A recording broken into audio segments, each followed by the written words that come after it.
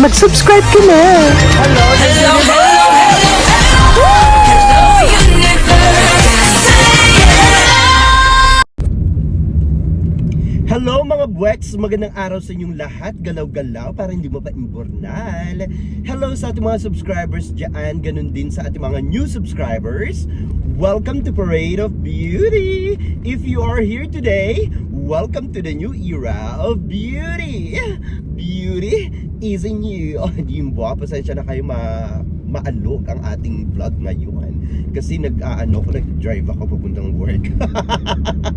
Para-paraan din, di ba? Para makapag-vlog, di ba? Anyway mga buweks, ito na, nakakaloka ito. Ay nako, na-pick up ko lang ito. Kaya naman pala sa ating live, panay ang mga bugahan ninyo, tungkol dito kay Raul Rocha. At syempre, sa nag-iisang Miss Universe 2024 na si Victoria. O, di ba? Nakakaloka naman itong mga buweks, yung mga bugahan nyo sa live natin, na-pick up nyo pala yan doon din kung saan nyo man na-pick up, no? Nakakaloka ang sabi ng mga netizens sa mga pageant lovers. Ayan daw, ay nako, delikado daw nga ba talaga itong si Victoria sa kamay ni Raul. Nakakaloka. Well, kung natatandaan nyo, napansin ko na rin to, diba? Parang nag-post yata ako sa social media. Sabi ko, oh my God, parang laging magkasama itong si Raul Rocha at saka si Victoria, di ba? Basta parang iba yung kung titignan mo kung anong tawag dito, mapapansin nyo parang may pagka-sweet itong si Raul, di ba, kay Victoria. Baka naman talagang sweet lang talaga siyang tao, di ba? Pero ito na nga ang sinasabi ng mga pageant lovers dun sa comment section. Di ba nagkaroon ng pictorial si Victoria recently, no?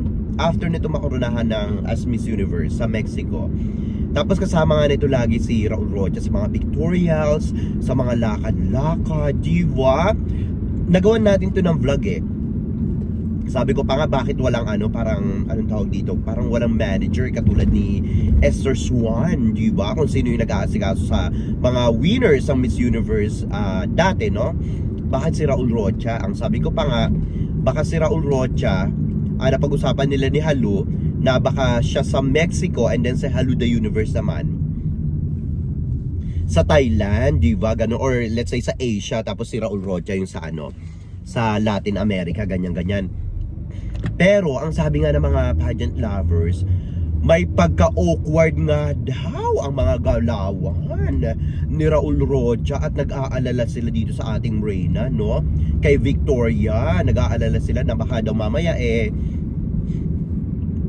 may mga, alam nyo na, no? Mga mangyayari, di ba? Dati nga may mga issue ganyan sa Miss Universe, di ba? Yung kay Donald Trump, di ba? Pero wala naman tayong resibo na merong mga ganito ganyan sa mga Miss Universe, ganyan, di ba? At saka ito nga kasing si Raul, mahilig daw pala ito talaga sa mga blandina, di ba? Nakakaloka ito. Mahilig sa mga blandina si Raul. Pero itong si Raul meron siyang di ba meron siyang asawa at anak, di ba? Baka naman wala lang yan mga buweks. But anyway, ayun nga, sabi nga ng mga pageant lovers, napaka-obvious daw ang mga galawan nitong si Raul Rocha. Talaga daw kung makikitaan nyo, para daw kumakalingkis daw ito kay Miss Universe 2024, di ba? Yung mga pictorials nila diyan, yung mga interviews nila, yung mga titig daw talaga nito kay kay Victoria, ibang-iba, para daw na inlababo na. si Tandang Gurang dito kay kay Victoria. Di ba? Nakakaloka ito. Sino ba namang hindi mabibighani kay Victoria, no? Siyempre, tingnan nyo naman, gumanda sa filter. Charing! Gumanda na ng bonggang-bongga itong si Victoria, di ba? Talaga daw iba na yung yung galawan ni Raul, kumakalingkis daw dito talagang, at saka yung titig daw malagkit na malagkit, di ba? Malagkit pa sa sapin-sapin, di ba? Nakakaloka. But anyway, ayun nga, no, nag-aalala nga yung mga pageant lovers na baka daw mamaya sa mga closer eme ek na ganyan may mangyari. Syempre alam nyo naman, si Raul Rocha ang may-ari ng Miss Universe. Isa sa mga may-ari, no? Baka daw mamaya, kung ganyan daw ang mangyayari, wala daw magawa si Victoria. Di ba? Siyempre, alam nyo na, no? Kung baga ngayon, hawak ito sa leeg ni Raul Rocha, Jimbo. So, kumbaga, kung ano yung gusto ni Raul Rocha, kung ano yung sasabihin niya, kailangan sundin itong reyna natin, di ba? Pero sana itong si Victoria, pag alam niyang pag alam niyang red flag na talaga, talagang gora na, di ba? Give up ng crown kasi Hoda. Dapat pangalagaan niya yung kanyang dignidad, di ba? Kung ganun man. Kasi meron silang video. Tapos basta may mga comment doon si anong tawag dito, si Raul Rocha. May mga comment siya doon na sinasabi pa na may kumakanta-kanta. Matandang to, nakakaloka. Para may inaano siya doon na ba yung mga comment niya, all I want for Christmas is you, mga ganun. Diba? Tapos may mga pa sexy, may mga ganun. Tapos meron pang mga may sinabi pa siya na ano ba yun? Babes, ganun, nabasa ko, nakakaloka itong matandang ito, mga buweks. Parang sabi ko, my God, talaga nakikita mo na kung ito ng dahilan talaga may pagtingin siya doon kay Victoria, no? Parang ito rin yata ang dahilan kung bakit ipinanalo itong si Denmark, di ba? Kasi nga nagpunta yan sa di ba, sa headquarters ni Haluda Universe sa Thailand, ayan. Tapos nagpunta rin doon sa headquarters ni Haluda Universe ni Raul Rocha sa Mexico, di ba?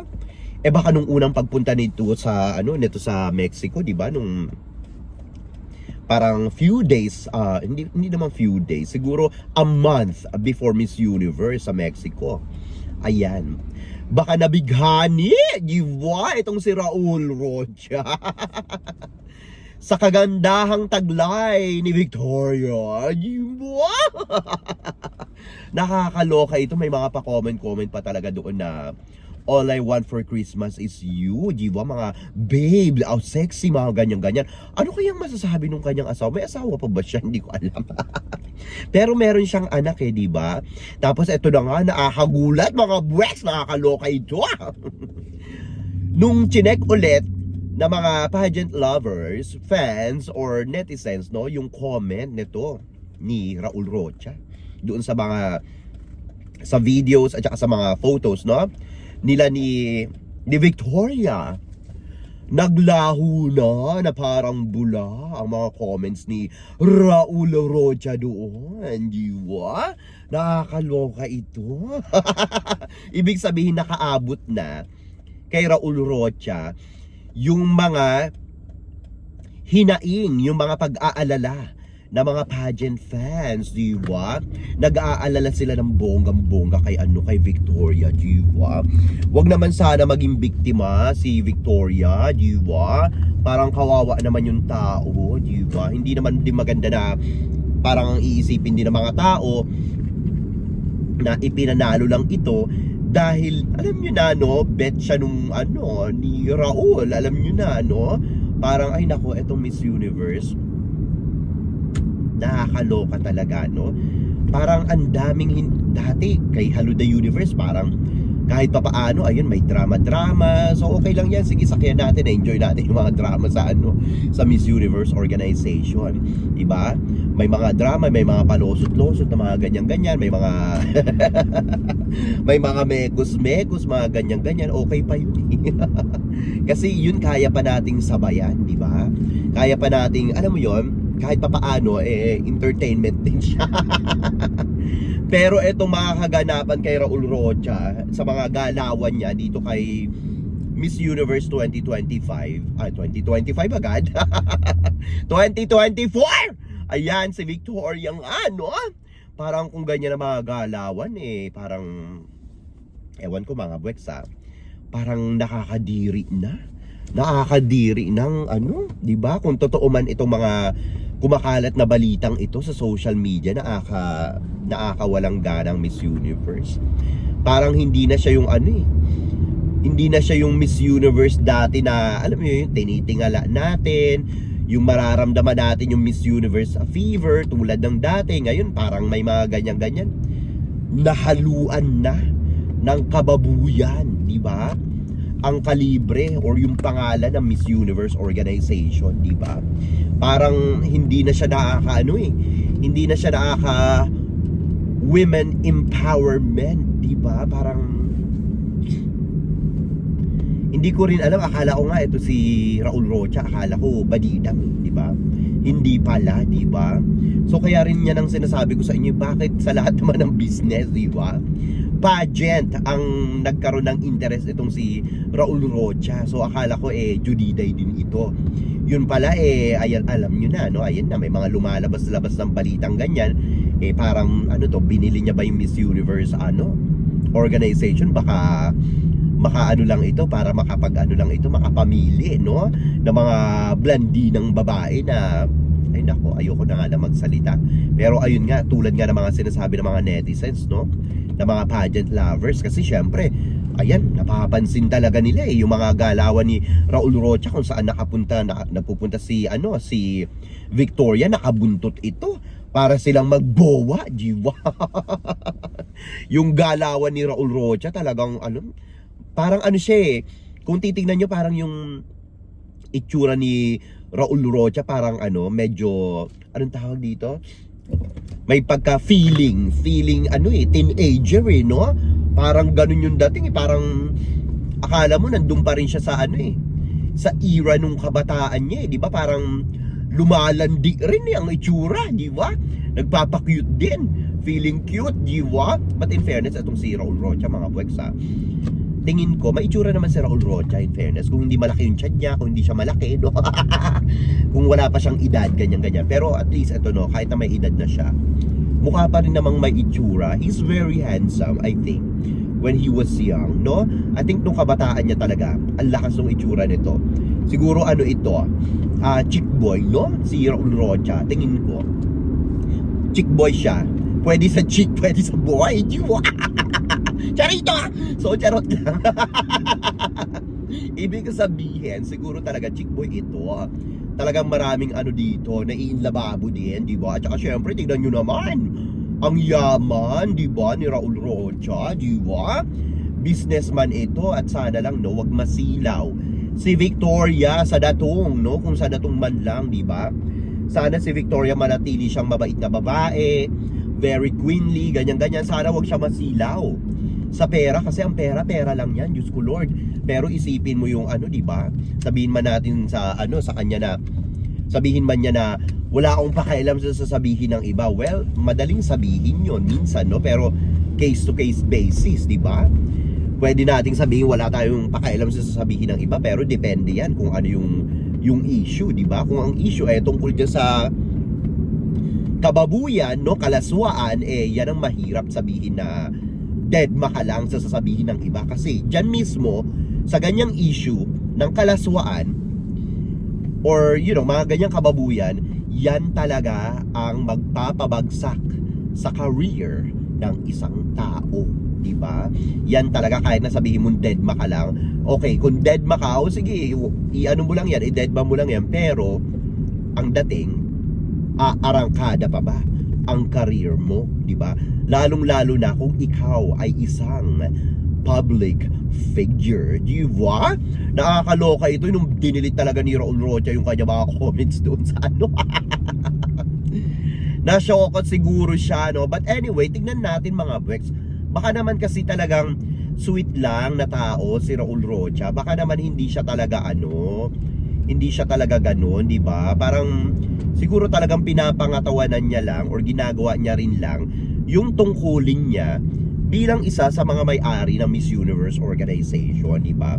Mahirap din kasing magbitaw ng mga salita kung wala naman tayong resibo, wala pa tayong siguro kung may maririnig talaga tayo dun sa sa kay Victoria, ayan na magbuga na tayo ng mga ganyang-ganyang galawan ni Raul Rocha, di ba? Well, anyway, for me personally, kung may namumuumang, ayan, pagmamahalan, baka naman hindi naman, di ba? Baka naman nililigawan pa lang, di ba? Charot! So, ayun, no? Pero personally, kung meron mang namumuo sa kanilang, alam nyo na yun, no? Love, dito sa dalawang ito, well, labas na tayo dyan mga buweks, buhay nila yan, di ba? As long as gusto rin naman ni Victoria, no? Etong si Papa Raul Rocha, so why not, di ba? Kung wala naman silang tinatapakang ibang tao, kung wala naman ng asawa itong si Raul Rocha, di ba? So why not, di ba? Tapos ito namang si Victoria, ano? Si Victoria naman, kung wala naman siyang bowa, no? Kung single naman siya, so why not? Kumbaga, age doesn't matter, di ba? Age is just a number, sabi nga nila. Lalo na pagdating sa pag-ibig, di ba? Wala yung edad-edad na yan. So, okay lang yun. As long as wala silang matatapakang ibang tao. Pero sana, kung meron man mga ganitong namumuong, alam nyo na, no? Lovey-lovey between sa kanilang dalawa.